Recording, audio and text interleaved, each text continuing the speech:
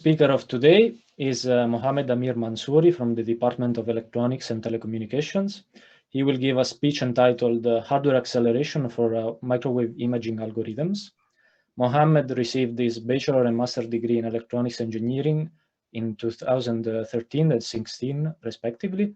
He is currently pursuing his PhD in electronics and telecommunication engineering at Politecnico Torino. He is a Marie Curie Fellow as part of the Emerald project, funded by the European Union Horizon 2020 program. His main research interests include FPGA-based embedded system designs, hardware-software co-design using high-level synthesis, machine learning, and image processing. Thank you, Mohammad. Thank you so much for the introduction. So let me share the screen. Okay. So before I start, I just want to grab your attention to this quote that early diagnosis can save lives. So whether it is COVID-19 or it's cancer or brain stroke, the earlier that these diseases are diagnosed, the easier it will be for the doctors to treat the patients. And electronics engineering can help a lot for this purpose. My name is Amir, and in this presentation, I'm going to explain some of the electronics engineering techniques that can be used for speeding up the microwave imaging algorithms for medical applications. So at first, I'm going to explain what is microwave imaging and why do we need this type of imaging for medical applications. Then we will see some of the algorithms that are used in microwave imaging, and we will see which parts of these algorithms are computationally more complex. We call these complex algorithms kernels. And for these kernels, we can design specific hardware solutions to accelerate their execution and increase the speed of their execution. And finally, we will compare the final results with some reference designs. So microwave imaging is based on microwave radiations that are transmitted from a set of antennas through the body tissues. The reflection of these radiations are received by these microwave circuits and are converted into the image pixels by this processing block. But one problem that microwave radiations have is that they have lower frequency compared to X-rays or ultraviolet. And this results in a low resolution image. So the first question that arises is that why do we need a low resolution microwave imaging device? This is because other types of imaging devices like MRI or CT scan are very bulky and expensive, and they can be used only inside the hospital. So in the case of brain stroke, we have to wait until the patient is transferred to the hospital. And because of this, we will waste a lot of time. So instead, we want to use this microwave imaging device inside an ambulance so that we can quickly diagnose the brain stroke and determine which type of treatment we can select. So what are the algorithms that are used in microwave imaging? We start from the microwave measurements that can be interpreted as a scattering matrix. This matrix it shows the relative energy between each pair of antennas that are put around the body. From this scattering matrix, we can move towards two directions. The first is image reconstruction, and the second is anomaly detection. In the case of image reconstruction, the objective is to reconstruct the image pixels from the scattering matrix. In this direction, we have to solve an inverse scattering problem. And the solutions for this inverse scattering problem can be divided into linear and nonlinear algorithms. I don't want to explain the details of these algorithms. The important thing is that these algorithms contain computationally intensive parts that require a lot of time to be executed. For example, for the linear methods, we have eigenvalue decomposition, singular value decomposition, SVD, truncated SVD, and for the nonlinear methods, we have finite difference time domain that I will explain in more detail in next slides. Another direction is anomaly detection. In this approach, the objective is not to reconstruct the pixel values. Instead, in the case of brain stroke, the objective is just to determine whether or not we have the stroke, and if we have, what type of stroke do we have, ischemic or hemorrhagic, and what is the position of the stroke. In this direction, we can use machine learning techniques that contain feature extraction and classification methods. And again, we have some computational parts that needs to be executed, and they require a lot of time to be executed. So for the feature extraction, we have a principal component analysis, PCA. For the classification, we can use different classifiers like support vector machine, k-nearest neighbors, decision trees, and also multi-layer perceptron and even deep neural networks can be used in this framework. So the main objective of this research is at first to create a library of different microwave imaging kernels that we saw some of them in previous slide. And then for these kernels, we can design specific hardware solutions in order to increase the speed by using reconfigurable FPGA devices. And finally, we can optimize the performance in terms of processing time, power consumption, area, and so on. And for the design of the hardware in FPGA, we use a recent tool that is called the high-level synthesis that I will explain in the next slide. High-level synthesis, or HLS, is a tool that converts a software code written in C or C++ into its corresponding RTL implementation. For Xilinx devices, we can use Vivado HLS to generate the RTL IP, and in Vivado, we can do the placement and routing and implementation to generate the final bit stream. The main part of this flow in high-level synthesis is design optimization, for which we can use some kinds of HLS directives, and also we can do some changes and modifications to the C++ code. And this is the main part of the design, and we can design an efficient hardware in this part based on our application. For example, we can define proper hardware interfaces.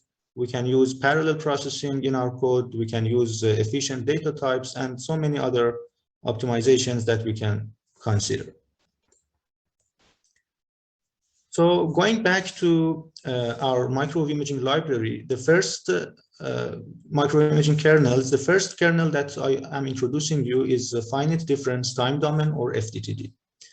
It is based on Maxwell equations that imply any variations of the electric field will cause a magnetic field and vice versa. And in the left figure, we can see the flowchart of this algorithm.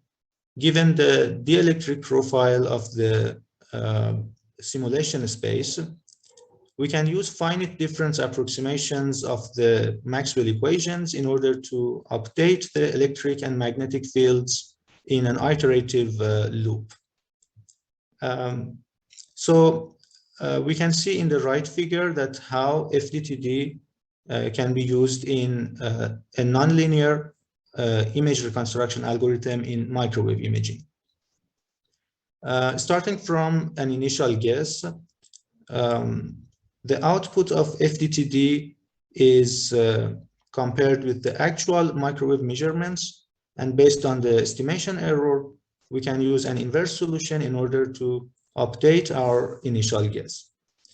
As we can see here, FDTD is the main and the critical part of the design, because it is an iterative algorithm both in time and in space. Because we have to compute these update equations for all of the cells in the simulation step space and for all the iterations in the time step. So accelerating the execution of this FDTD in hardware can significantly reduce the total amount of time. To give you an insight of how much time we need to run this algorithm, we can look at this example. The original code for this algorithm was written in MATLAB, and the FDTD part was implemented in GPU by using a commercial software library called accelerators. So by using a GPU and with the 1000 time steps and with this simulation space size, the time that is required for each iteration of this loop is 135 seconds. And if we have 30 iterations, the total amount of time will be about 1 hour. And obviously, this cannot be used in a real-time system. So in order to increase the speed, what we did was to develop our own C++ code for FDTD, because we didn't have access to the commercial software library accelerators. And after that, we checked the accuracy between our code and the commercial code. And then we used the high-level synthesis approach in order to optimize our code and improve the performance and convert it to the final RTL implementation in FPGA. So this was the first kernel in our microwave imaging algorithms. The other two kernels that can be used both in microwave imaging and in machine learning are principal component analysis and support vector machine. PCA, as I said, can be used for feature extraction and dimensionality reduction. It transforms the original data into its corresponding principal axis, and then by ignoring the least important principal component, we can reduce the dimensions of data without significant loss of information. For example, in here, the variations of data in the horizontal axis can be ignored, and then we can remove the horizontal axis, and we have only one dimension. For the support vector machine, it is a supervised classification technique that can detect a decision boundary between two classes based on maximizing the margin between these classes. So for these kernels, we can also design hardware accelerators in FPGA. And this is our FPGA accelerator of PCA. Again, I don't explain the details, but this design contains of two functions, dispatcher and a PCA core. And the first one reads the input data from the external memory and transfers them through this set of FIFOs into the next function. And then in here, there are several compute units that can compute the output and write it to the external memory.